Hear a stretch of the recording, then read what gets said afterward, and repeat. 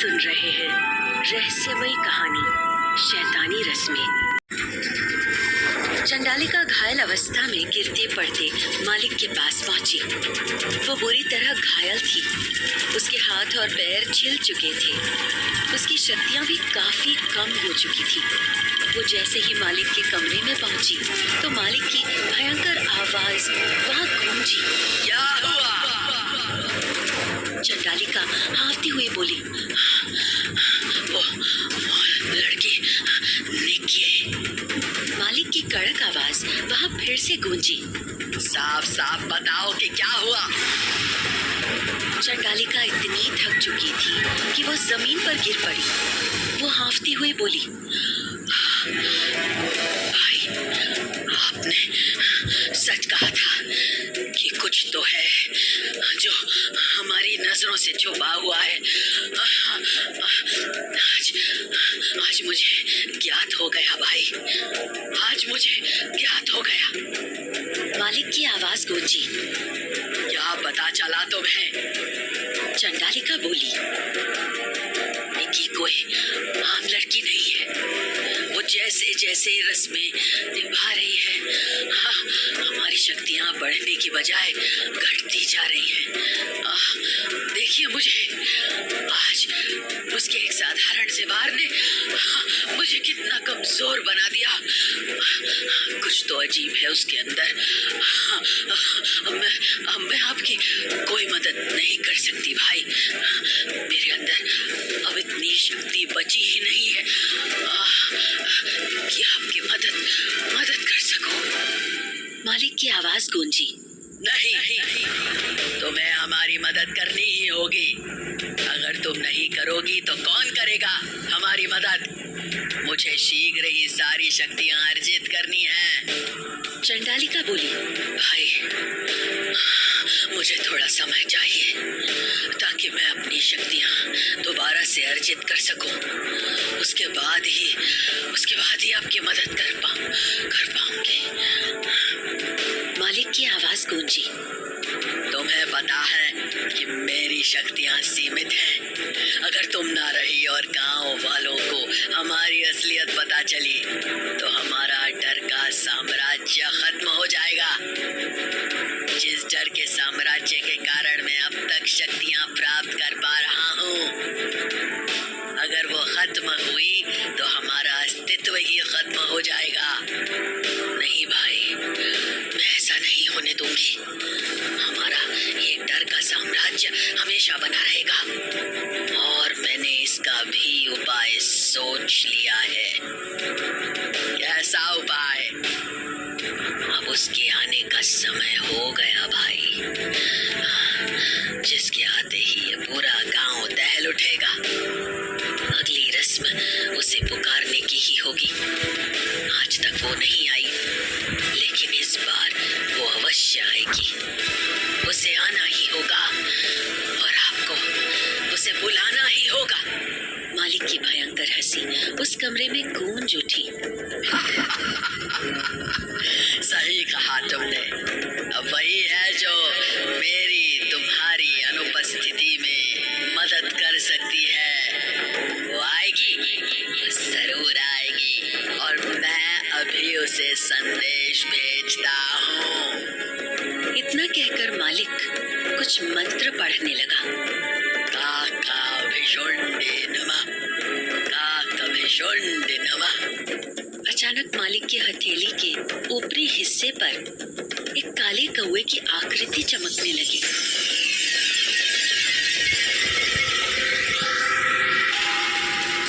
और फिर कुछ ही पलों में उसी आकृति से एक काला कौवा फड़फड़ाता हुआ बाहर निकला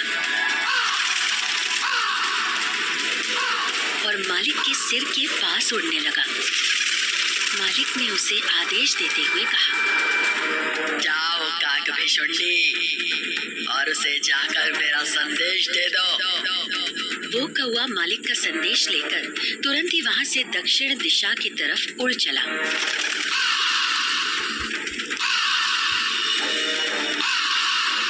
उड़ते हुए वो एक ऐसी जगह पहुंचा जो बेहद ही डरावनी और वीरान नजर आ रही थी। सिर्फ रेत ही रेत थी।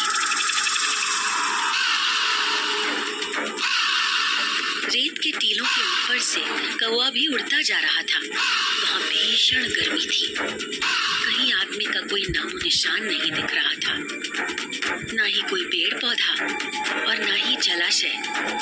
वो रेगिस्तानी इलाका था। अचानक वो कौवा एक ठूंठ पड़ी पेड़ की एक डाली पर बैठ गया। उस जगह पर सिवाय जानवरों के कंकाल के कुछ भी नजर नहीं आ रहा था। जिधर भी नजर जाए सिर्फ कंकाल ही थे वहाँ। वहाँ का वातावरण भी काफी डरावना था। हवा भी तेज रफ्तार से बह रही थी। रह रहकर रेत के बवंडर उठ रहे थे। वो कौवा वही डाल पे बैठा हुआ ही काव काव की आवाज करने लगा,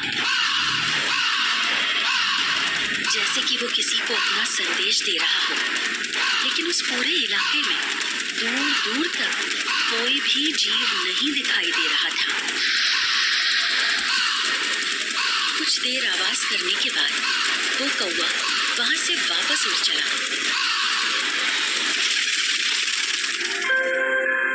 वहीं दूसरी तरफ बूढ़ी माई को होश में लाकर निकी वापस हवेली में आ गई। वो थोड़ी सहमी हुई थी कि बूढ़ी माई कहीं सच न बता दे और फिर से कोई डांट न उसे सुननी पड़े। हवेली में भी एक शांति सी छाई हुई थी। बूढ़ी माई जानती थी कि रस्म अधूरी है, लेकिन उन्होंने भी चुप रहना ही ठीक समझा। तभी सुमित्रा वहां आई और खुशी से निकी को गले लगाती हुई बोली, तुमने रस्म अच्छे से कर दी ना? निकी को कुछ बोलते नहीं बन रहा था। वो सुमित्रा का अचानक बदला व्यवहार देखकर हैरान थी। उसे समझ नहीं आ रहा था कि अचानक इस हवेली के लोगों को हो क्या जाता है। कभी अचानक इतने अच्छे बन जाते हैं जैसे उससे अच्छा कोई है ही नहीं, और कभी इतने बुरे कि बॉलीवुड के विलन भी फीके पड़ जाएं। तभी बूढ़ी माई हिचकिचाती हुई बोली, हाँ, रस्म तो इसी बीच सुमित्रा बोली, अरे मैं भी क्या पूछ रही हूँ, रस्म तो निभा ही गई होगी, तभी ना मेरे सारे जख्म ठीक हो गए। निक्की और बूढ़ी माई ये सुनकर हैरान रह गए। बूढ़ी माई आश्चर्य से बड़बड़ाई, जख्म ठीक हो गए? सुमित्रा अपना शरीर दिखाती हुई बोली, हाँ माई, देखो देखो, सारे जख्म ठीक हो गए, है ना? दोनों ने जब सुमित्रा के शरीर को देखा तो वो सच में ठीक हो चुकी थी। निकी हैरान होकर खुद से बोली, ये सब कैसे हुआ? इनका तो मानना था कि रस्म करने के बाद ही सब ठीक होता है, लेकिन हमने तो रस्म अधूरी छोड़ दी थी। बूढ़ी माई को भी समझ नहीं आ रहा था कि ये कैसे संभव हुआ। उसने अपनी इस उम्र में पहली बार ऐसा होते देखा था।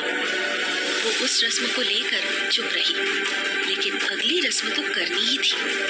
वो सुमित्रा से बोली, रानी साहब, अब हमें अगली रस्म की तैयारी करनी है, पता है ना अगली रस्म? सुमित्रा बोली, हाँ माई, हम जितनी जल्दी सारी रस्में निभाएंगे, चीजें उतनी जल्दी ही ठीक होती जाएंगी। और हाँ, हमें अगली रस्म के लिए तो आज रात ही वहां जाना होगा और उन्हें निमंत्रण देना होगा, है ना माई? बूढ़ी माई ने हाँ में सिर हिलाया।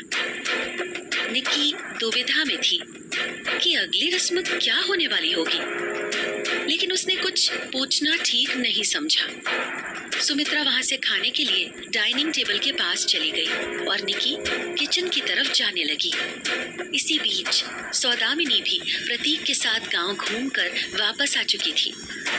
आरोही ने जैसे ही दोनों को देखा, वो बोली, आइए हम लोग भी खाना खाने चलते हैं। सभी खाने के लिए बैठ चुके हैं। वो लोग भी डाइनिंग टेबल की तरफ बढ़े। पीयूष और सुमित्रा पहले ही डाइनिंग टेबल पर बैठ चुके थे। तभी पीयूष ने निकी को किचन की तरफ जाते देखा और अपनी माँ सुमित्रा से बोला, माँ, निकी का अब वहाँ किचन में जाना जरूरी है क्या? अगर वो सभी रस्म कर ही रही है तो हमारे साथ बैठकर खा ही सकती है। हाँ, उसे रस्म वाली चीजें ही खाने दें, लेकिन यहाँ साथ बैठकर हमारे साथ खाएगी तो उसे भी अच्छा लगेगा। सुमित्रा सिर हिलाती हुई बोली। हाँ, हमें भी ऐसा ही लगता है। उसे भी बुला ही लो।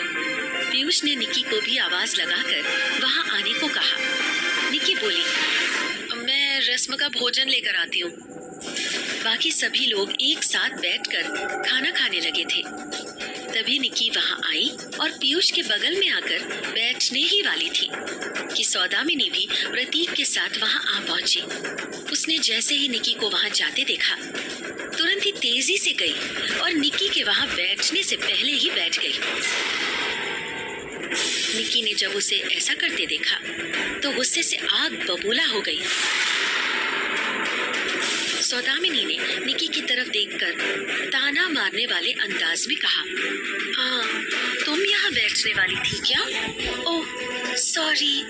तभी सुमित्रा बोली, कोई नहीं बेटा, बहू रानी सामने बैठ जाएगी। निकी चुपचाप पीयूष के सामने वाली खाली पड़ी कुर्सी पर बैठ गई और वहीं रूखा सूखा भोजन करने लगी।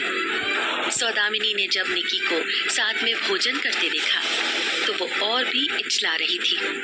निकी के थाल में सूखी रोटी और लाल साग की सब्जी थी, जबकि बाकी लोगों के लिए पूड़ी, सब्जी और मिठाई का इंतजाम था। सौदामिनी ने तिरछी नजर से निकी की तरफ देखते हुए कहा, पीयूष, वो वाली मिठाई इधर बढ़ाना। पीयूष ने भी किसी बात से अनजान चुपचाप मिठाई उसकी तरफ बढ़ा दी। सौदामिनी बार बार ऐसा ही कर रही थी। कभी पीयूष को पूरी देने को कहती तो कभी सब्जी। हालांकि निकी उसकी ये चाल समझ चुकी थी, इसलिए वो चुपचाप अपने भोजन पर ध्यान लगा रही थी। सौदामिनी ने जब देखा कि निकी पर किसी बात का असर नहीं हो रहा है तो उसने उसे चिढ़ाने के लिए कुछ दूसरा उपाय करने का सोचा। तभी उसने देखा कि पीयूष ने पानी पीने के लिए ग्लास को मुंह से लगाया। सौदामिनी ने जानबूझकर उसे कंधे से धक्का दे दिया। पानी पीयूष की शर्ट पर गिर पड़ा। सौदामिनी अफसोस करती हुई बोली, सॉरी पीयूष, मैं साफ कर देती हूँ। कहते हुए वो उसके शर्ट पर पानी को साफ करने के बहाने उसकी छाती पर हाथ फेरने लगी। निकी उसे देख जल भुन सी गई, लेकिन फिर भी खुद को कंट्रोल किए रखा। निकी की हालत देख सौदामिनी मुस्कुराती हुई खुद से बोली, बस ऐसे ही मोमेंट की तलाश है मुझे। तुम्हें बस किसी तरह पीयूष से अलग करना है और पीयूष को अपने करीब लाना। निकी अपना भोजन खत्म करके खड़ी होती हुई बोली, माँ जी, मैं सोने जा रही हूँ। तभी सुमित्रा बोली, तुम कहाँ सोने जा रही हो? तुम्हें तो निमंत्रण देने जाना है ना? निकी हैरान होकर बोली, इतनी रात को? सुमित्रा बोली, हाँ, क्योंकि वो दिन में नहीं आती है, इसलिए उसे रात में ही निमंत्रण देना होता है। सौदामिनी ने ये बात जैसे ही सुनी, सुमित्रा की तरफ देखते हुए पूछा, किसे निमंत्रण दिया जाएगा? तभी रचना के मुंह से निकल पड़ा, डायन को। क्या सच में निकी को किसी डायन को निमंत्रण देने जाना था? आखिर कैसी रस्म थी जिसमें डायन को बुलाया जाता है? आखिर क्यों चंडालिका की काली शक्तियों का निकी पे कोई असर नहीं हो रहा था? जानने के लिए सुनिए अगला एपिसोड।